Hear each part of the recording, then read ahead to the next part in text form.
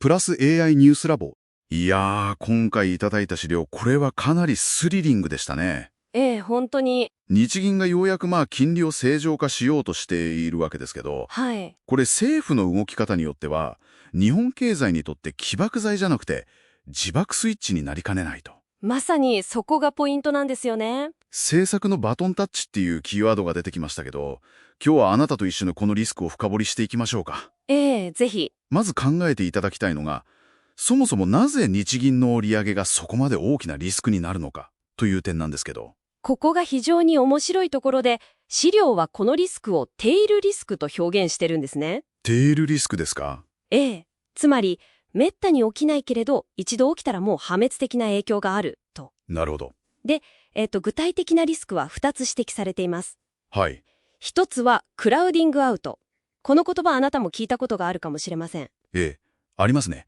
金利が上がると民間の投資が。そうなんです。企業の借り入れコストが増えるので、設備投資とかをためらっちゃう。はいはい。政府がせっかく財政出動で景気を良くしようとしても、民間の活力がそがれて効果が相殺されちゃうという現象ですね。資金の締め出しですね。そしてもう一つのリスクはもっと直接的でちょっと怖い話に聞こえました。ええ、そうです。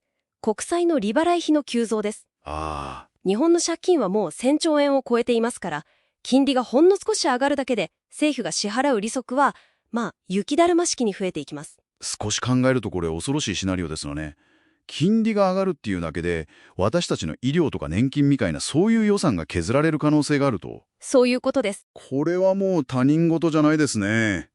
資料の言葉を借りるなら、日銀の金融正常化って土壌改良のはずなのに、ええ。これでは栄養を与えるどころか、土壌そのものが痩せ細ってしまいそうです。まさに、そこでこのバトンタッチを成功させる鍵として、政府の実行力のある構造改革が不可欠だと資料は強調しているわけです。実行力のあるですか？具体的にはどういう？まず一つ目は、財政規律の明確化ですね。財政規律。ええ。これはいわば、バトンを受け取る政府が、まず足元を固める準備運動のようなものです。ほう。場当たり的な景気刺激策じゃなくて、デジタル化とか人への投資みたいな質の高い財政出動に絞り込む。そして国として私たちは無駄遣いをやめますという信頼を内外に示す必要があると。なるほど。財政規律ですね。でもそれだけだと単なる緊縮財政で、かえって経済が冷え込んでしまいませんか？守りに入るだけじゃなく、企業の力を引き出すようなもう一押しが必要な気がしますが。素晴らしい指摘です。だからこそ2つ目の供給サイド改革の実行がセットで必要になるんです。あ、セットで。ええ。企業の生産性をもう根本から上げること。具体的にはリスキリング支援で労働市場の流動性を高めて働き手が成長産業へ移りやすくするとか。はい。そして何より重要なのが岩盤規制の撤廃です。岩盤規制ですか？資料には何か私たちにも身近な具体例はありましたか？例えばライドシェアとかオンライン診療の話とか、そういうレベルでしょうか？まさにその通りです。AI とか自動運転みたいな新しい技術の導入を妨げている、そういう旧来の規制を取り払って、企業がイノベーションを起こしやすい環境を作ることが急務だと指摘されていますね。なるほど。企業も生産性を上げるための規制緩和と、働く人のスキルアップ支援。これで企業が稼ぐ力はつきそうですが、その利益が、きちんと働く人の給料に回らないと、結局私たちの生活は良くならない。染みついたデフレマインドも払拭できないのでは。そこが3つ目の、そして最も重要なポイント、賃金価格決定メカニズムの強化につながるんです。おー、ほんまるですね。ええ。